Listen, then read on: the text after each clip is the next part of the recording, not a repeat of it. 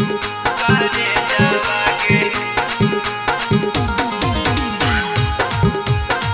यही सोची सोची सोना Mixed by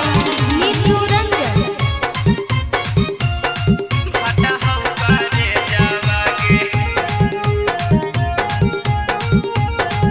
करे जावागे एक साथ पढ़ानी स्कूल कौले जावागे एक साथ पढ़ानी स्कूल कौले जावागे तब कैसे हमारा बिसरही करे जावागे तब कैसे हमारा बिसरही करे जावागे जाके ना कहीं एको दिन कौल माई से जावागे जाके ना कहीं एको दिन कौल माई से जावागे यही सोची सोची हमारा फटहु करे जावागे यही सोची सोची सोना फटहु करे जावागे करे जावागे यही सोची सोची सोना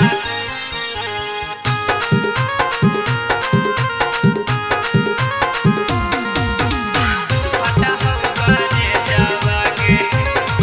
करे जावागे टोला मुहला सभे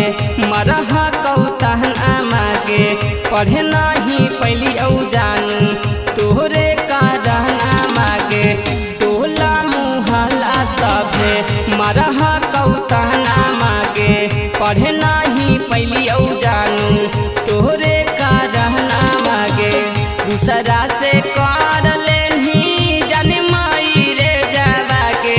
दुख दे के चल गेनी कमे तू हुए जावा में यही सोची सोची हमारा फटहु करे जावागे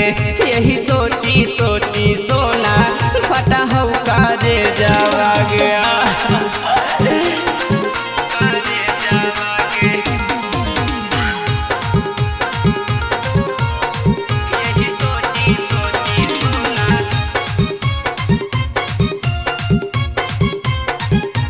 फटा हो करे जावागे करे जावागे तोड़ देनी हमारा सोचल सपना मागे अपने तो बस गेनी पिया के भावना मागे तोड़ देनी हमारा सोचल सपना मागे अपने तो बस गेनी पिया के भावना मागे विकास बाबा लावा के कम न करो भेजवागे निशु रंजना माके कम न करो भेजवागे यही सोची सोची हमारा फटहु करे जावागे यही सोची सोची सोना फटहु करे जावागे